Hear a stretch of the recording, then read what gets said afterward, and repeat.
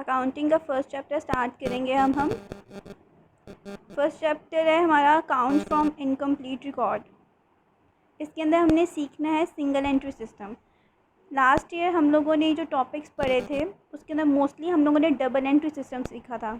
ठीक है, double entry system में क्या होता है कि जब कोई ट्रांजैक्शन होती है तो हम उसके दोनों एस्पेक्ट्स नोट करते हैं।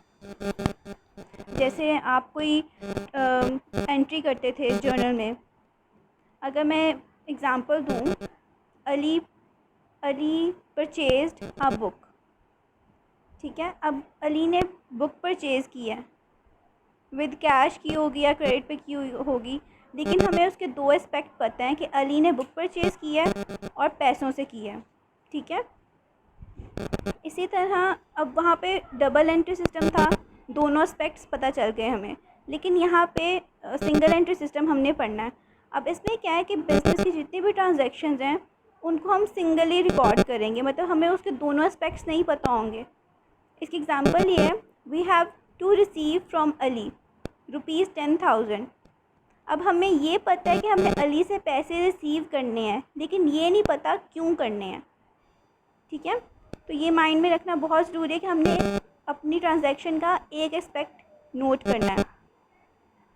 नेक्स्ट है अकाउंटिंग फ्रॉम इनकम्प्लीट रिकॉर्ड। अच्छा, सिंगल एंट्री सिस्टम को ही हम अकाउंटिंग फ्रॉम इनकम्प्लीट रिकॉर्ड कहते हैं। अब इनकम्प्लीट रिकॉर्ड कैसे? अब देखो, हम लोगों ने जिस तरह एग्जांपल ली थी, we have to receive from Ali. अब हमें ये तो पता है कि हमने अली से पैसे रिसीव करने हैं, पर ये नहीं पता क्यों, तो इनकम्प्लीट इन्फॉर्मेशन है हमारे पास। अब इसकी एग्जांपल क्या आती है? इनकम्प्लीट रिकॉर्ड कौन लोग मेंटेन करते हैं? शॉपकीपर्स और वो लोग जो अकाउंटेंट्स नहीं होते, छोटे जिनके बिजनेसेस होते हैं, जो properly journal, ledger, trial balance बना के अपने रिकॉर्ड्स मेंटेन नहीं करते, वो सारे लोग इनकम्प्लीट रिकॉर्ड्स बना रहे होते हैं। इसी तरह नेक्स्ट देखें, अब हमने ये देखना है कि जो इनकम्प्लीट रिकॉर्ड बना रहा है वो क्या चीज़ें मेंटेन करेगा, अपने पास क्या चीज़ें नोट करेगा। ठीक है, जिस तरह अगर हम शॉपकीपर की एग्जांपल ले रहे हैं तो वो अपने पास क्या क्या चीज़ें मेंटेन करके रखेगा, क्या क्या चीज़ें नोट करेगा अपने रजिस्टर के अंदर। सबसे पहले है रिसीट्स एंड पेमेंट।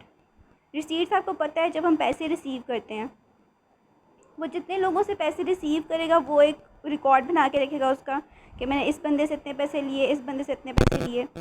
फिर आगे आ गई पेमेंट। ठीक है, पेमेंट की अगर उसने किसी को पैसे दिए हैं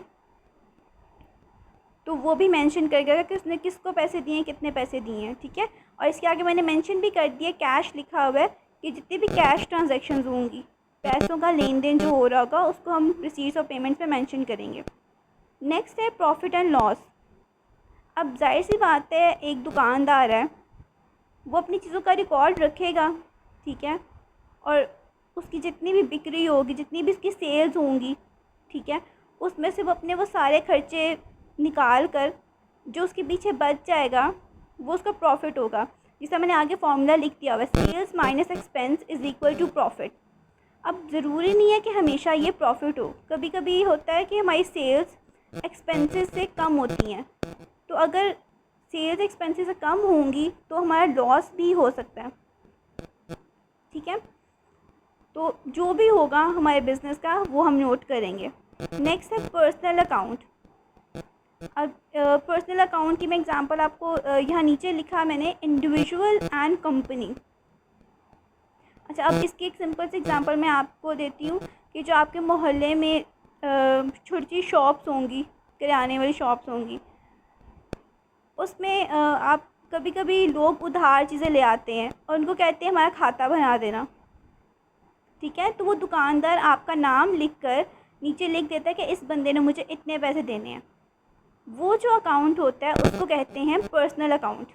ठीक है, वो बंदा हमारे नाम का अकाउंट या किसी, अब इसमें इंडिविजुअल भी है और कंपनी भी, वो किसी कोई कंपनी का अकाउंट भी मेंटेन कर सकता है और इंडिविजुअल का भी।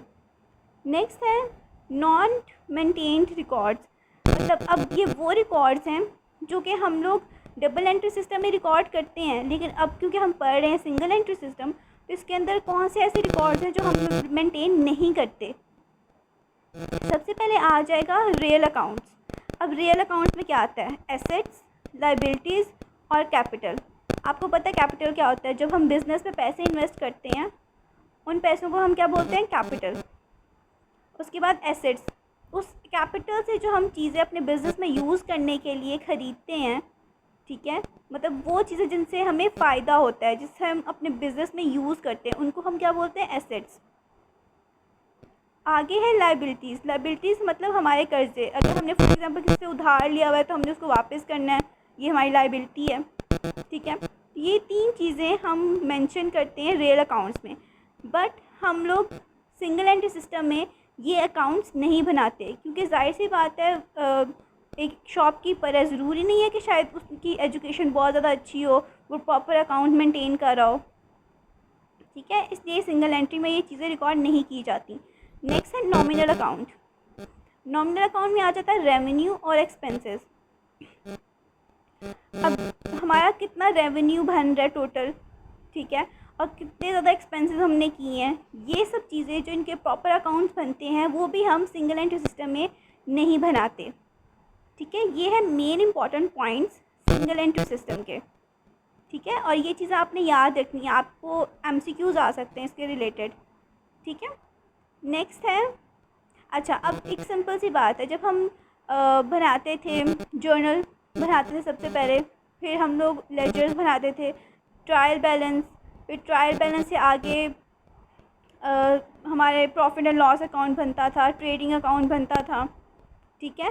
फिर एट द एंड हमें प्रॉफिट पता चल जाता था कि हमारे बिज़नेस को प्रॉफिट हो रहा है या लॉस। ये लास्ट ईयर हमने सब डिटेल में पढ़ा था, ठीक है। अब वो तो डबल एंट्री सिस्टम था, इसलिए हमने सब कुछ फाइंड कर लिया। ये सिंगल एंट्री सिस्टम है, इसमें हम प्रॉफिट और लॉस कैसे फाइंड कर सकते हैं। अब नेक्स्ट पॉइंट है calculation of profit and loss. अच्छा अब मैंने 2 पॉइंट्स लिखे हैं यहाँ पे, स्टेटमेंट ऑफ अफेयर मेथड्स और नेक्स्ट है कन्वर्जन मेथड। अब 2 तरीके हैं calculation of profit and loss के। सबसे पहले हम कन्वर्जन मेथड देखते हैं, जो कि सेकंड पॉइंट है। इसको हम बाद में डिटेल में डिस्कस करेंगे, अभी मैं आपको एक ओवरव्यू दे देती हूँ इसका। फाइंड मिसिंग फिगर्स, कुछ ऐसे फिगर्स होंगे जो हमारे क्वेश्चन में हमें नहीं दिए जाएंगे, ठीक है, लेकिन उनको हम फाइंड करेंगे कैसे? सिंगल एंट्री सिस्टम से हम उसको डबल एंट्री सिस्टम में कन्वर्ट करेंगे और फिर वो मिसिंग फिगर्स फाइंड करेंगे और फिर क्वेश्चन को सॉल्व करेंगे। लेकिन ये बाद की बात है, क्योंकि हम कन्वर्जन मेथड को बाद में प्रॉपरली सीखेंगे। अब आ जाते हैं हम स्टेटमेंट ऑफ अफेयर मेथड पे।